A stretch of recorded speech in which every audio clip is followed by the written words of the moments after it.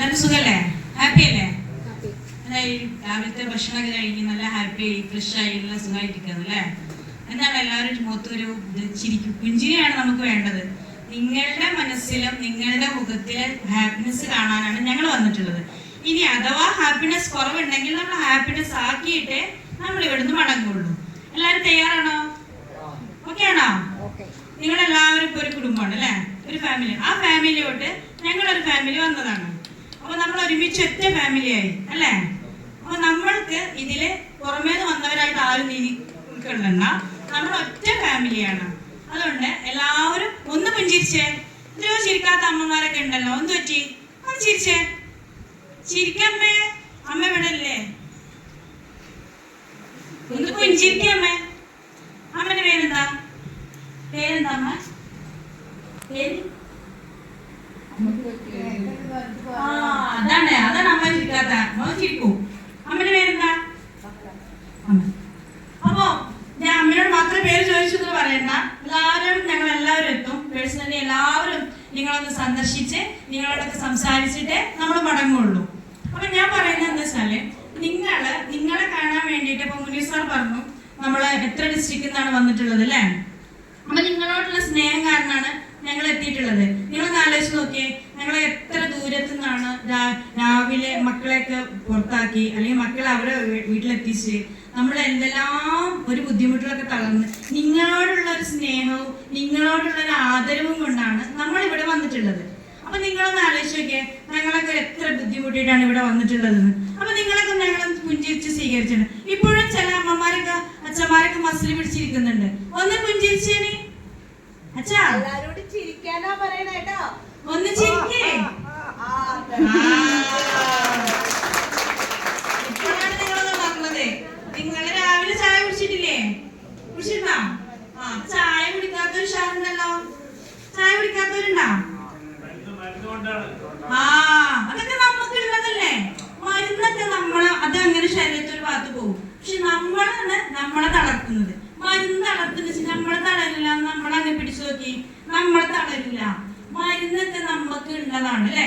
മരുന്ന് കൊണ്ടാണ് ഒരുവിധം ആളുകളൊക്കെ ജീവിക്കുന്നത്. പക്ഷെ ചിലർ പറയും ഞാൻ എത്ര മരുന്ന് കഴിച്ചിട്ടാണ് ഞാൻ ഇങ്ങനെ ജീവിച്ചു പോവുകയാണെന്ന്.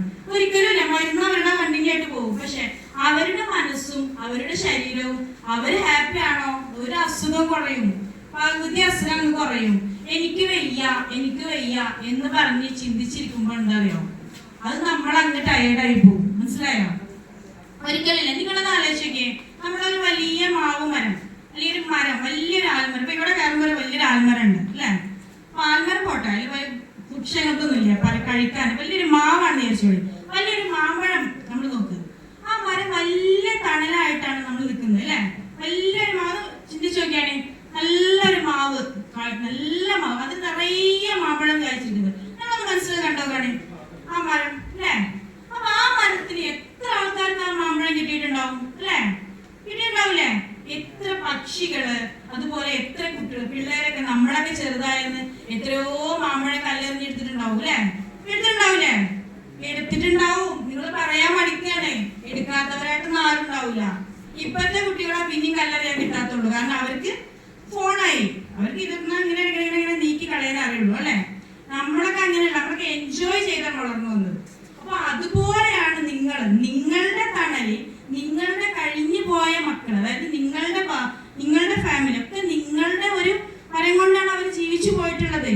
അപ്പൊ ഒരിക്കലും നമ്മൾ എന്തല്ല, ഒന്നും അല്ലാത്തവരല്ല നമ്മള്. അതാണ് ഞാൻ മാവ് മരം എടുത്തു വെച്ചത്. ആ മാമ്പഴം കഴിച്ച് എത്രയോ പറഞ്ഞിട്ടുണ്ട്, ഈ മാമ്പഴം നല്ല ടേസ്റ്റ് ഉണ്ട്, ഇതിന്റെ തൈ കിട്ടുമെന്നാവും. ചിലർ പറയുന്നത് ഇതിന്റെ മാങ്ങിന്റെ എന്താ പറയാ, എന്തിനു പറയാ, പലരും പല നാട്ടിൽ പലരും പറയും കേട്ടോ.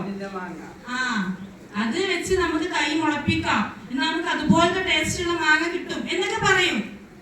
അതുപോലെയാണ് നമ്മളുടെ മധുരങ്ങൾ തളർന്നു വന്നത്, അതായത് പകർന്നു വന്നിട്ടാണ് വരും തലമുറകൾ തന്നെ. നിങ്ങളത് കണ്ടിട്ടല്ലേ ഞങ്ങൾ പഠിക്കുന്നതേ അല്ലേ?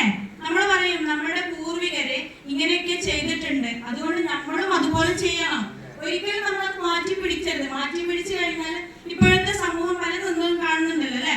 നിങ്ങൾക്ക് അറിയാലോ, പല ന്യൂസുകളും നിങ്ങൾ കേൾക്കാറില്ലേ? അപ്പൊ അതാ പറഞ്ഞത്, നിങ്ങൾ ഒരിക്കലും എന്തല്ല തളരരുത്. നിങ്ങളുടെ തലമുറയാണ് കൊണ്ടാണ് നമ്മളുടെ വളർന്നു വരുന്നത്. മനസ്സിലായോ? അപ്പം നമുക്ക് അധികം ടൈമൊന്നുമില്ല, കാരണം അധികം സംസാരിച്ചാല് നമ്മളുടെ കുറെ മെമ്പേഴ്സ് വന്നിട്ടുണ്ട്. അപ്പൊ അവർക്കൊക്കെ നിങ്ങളോട് സംസാരിക്കണം, നിങ്ങളോടൊന്ന് പേഴ്സണലി ഒന്ന് അവർ കുശലം ചോദിക്കണം. അതിനാണ് അത്രയും ലോങ് നിന്ന് വന്നിട്ടുള്ളത്. അപ്പൊ നമുക്ക് ചെറിയൊരു തെറാപ്പി സെഷൻ കൊടുത്താലോ? കേട്ടിട്ടുണ്ടോ? സൈക്കോളജി കേട്ടിട്ടുണ്ടോ? മനസ്സിന്റെ ശാസ്ത്രം കേട്ടിട്ടുണ്ടോ? മനഃശാസ്ത്രം അങ്ങനെയൊക്കെ പറയും. അപ്പൊ അതില് നമുക്ക് ചെറിയൊരു തെറാപ്പി നമുക്ക് രസകരമായിട്ടൊന്ന് ചെയ്താലോ? എല്ലാവരും തയ്യാറാണോ? അമ്മമാർ തയ്യാറാണോ? റെഡിയാണോ? നിങ്ങളൊരു സ്റ്റൈൽ കേട്ടോ. റെഡിയാണോ? റെഡി?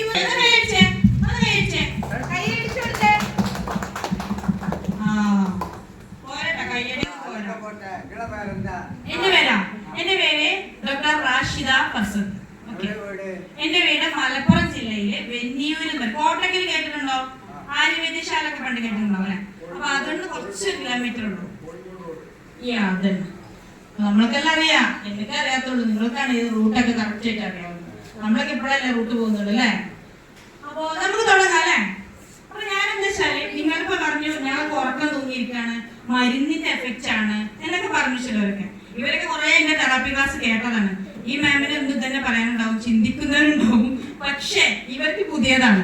അപ്പം ഇവർക്ക് നമുക്ക് എന്ത് ചെയ്യാം, ഒന്ന് മനസ്സൊന്ന് ശാന്തം. നിങ്ങൾ തയ്യാറാണോ? എന്റെ കൂടെ വന്ന മെമ്പേഴ്സ് റെഡിയാണോ? റെഡിയാണ്. അപ്പൊ നമുക്ക് എന്ത് ചെയ്യാം, ഇവരൊന്ന് ആ മരുന്നിന്റെ എഫക്റ്റ് ഒക്കെ ഒന്ന് ഒഴിവാക്കി ഇവരെ നമുക്കൊന്ന് ചുടിച്ചെടുക്കോടെ ഒന്ന് ഇരിക്കാം. ഓക്കെ അല്ലേ? അപ്പൊ നിങ്ങൾ ഇവരെ കൂടെ സപ്പോർട്ടായി നിൽക്കണേ. അപ്പൊ ഞാൻ പറയുമ്പോ നിങ്ങൾ ഇരിക്കാൻ പറ്റുന്നവര് നല്ല സ്റ്റഡി ആയിട്ട് ഇരിക്കാം.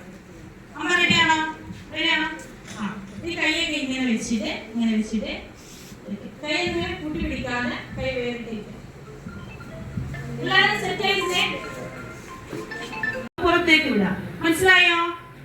ബ്രീതിങ് എന്ന് പറയുകയാണെങ്കിൽ ആ ശ്വാസം ഇങ്ങനെ വലിച്ചവിടെ കുറച്ച് നേരം ഹോൾഡ് ചെയ്താൽ ബുദ്ധിമുട്ടുള്ളവരുണ്ടാവും. അപ്പൊ അതിനനുസരിച്ച് ബ്രീത്ത് ഔട്ട് എന്ന് പറയുമ്പോൾ പുറത്തേക്ക് വിടാം. ഓക്കെ ആണോ? ബുദ്ധിമുട്ടുണ്ടെങ്കിൽ അധികം റിസ്ക് എടുക്കണ്ട. ശ്വാസത്തിനൊക്കെ ബുദ്ധിമുട്ടുണ്ടാവരുണ്ട് കേട്ടോ. അല്ലാത്തവര് റെഡി ആയിക്കോ. അപ്പൊ ഞങ്ങൾ ഇവിടെ കൂടെ കൂടുന്നില്ല. ഓക്കെ അല്ലേ? ശരി, നമ്മൾ ചെറിയത് കൊടുക്കണുള്ളൂ.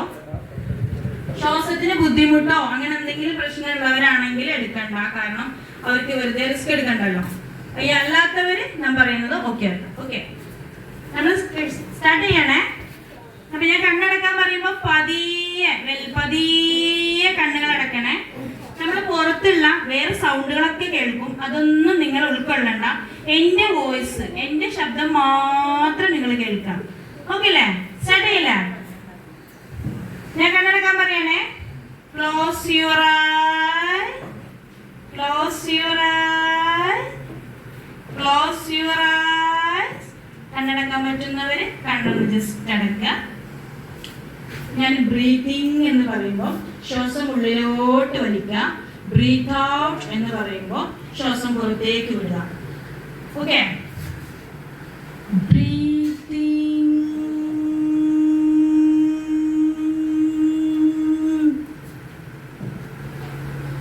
ബ്രീത്ത് ഔട്ട്, ബ്രീതിങ്,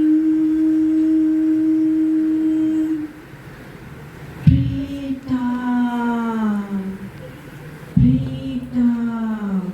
കണ്ണടച്ച് കഴിഞ്ഞാൽ കണ്ണ് തുറക്കരുതേ, കള്ളക്കല്ലാണ് കേട്ടത്. Breathe in, breathe out, breathe in, breathe out, breathe in, breathe out. നിങ്ങൾ എൻ്റെ വോയിസ് മാത്രം കേൾക്കാം. ായിരിക്കുകയാണ് നമ്മൾ. എൻ്റെ മനസ്സിലെ ശാന്തമായ നല്ല ഒരു മറക്കാൻ പറ്റാത്ത സന്തോഷകരമായ നിമിഷം മാത്രം നിങ്ങളുടെ മനസ്സിലോട്ട് കൊണ്ടുവരിക. നിങ്ങൾക്ക് ലൈഫിലെ മറക്കാൻ പറ്റാത്ത വളരെ സന്തോഷമുള്ള ഒരു നിമിഷം ഉണ്ടാവും. അത് നിങ്ങളുടെ മനസ്സിലോട്ട് കൊണ്ടുവരിക. അത് മാത്രമാവണം നിങ്ങളുടെ മനസ്സിൽ. ഒരു കാരണവശാലും കണ്ണ് തുറക്കരുത്, കണ്ണടച്ചവരുത്. വേറെ പുറത്തുനിന്ന് വേറെ സൗണ്ടുകളൊന്നും കേട്ടാലും ഒരു ഡിസ്റ്റർബും നിങ്ങൾക്ക് ഉണ്ടാവരുത്. നിങ്ങളുടെ മനസ്സ് ഹാപ്പിയാണ്, മനസ്സിൽ സന്തോഷമായിട്ട് ഇരിക്കുക. മനസ്സിൽ നല്ല നമ്മളൊരു പഴയ കുട്ടിക്കാലത്തോട്ട് പോവാണ്. നമ്മൾ നല്ല ഭംഗിയുള്ള ഒരു പുൽപ്പാടം, അതായത് നല്ല പുല്ലൊക്കെ നിറഞ്ഞ പാടവരമ്പിലൂടെയാണ് നിങ്ങൾ നടക്കുന്നതെന്ന് നിങ്ങളൊന്ന് മനസ്സിൽ കണ്ടതൊക്കെ. ഇങ്ങനെ ആ വരമ്പിലൂടെ നിങ്ങൾ ഇങ്ങനെ നടന്നു പോവാണ്. നിങ്ങളുടെ കുട്ടിക്കാലമാണ്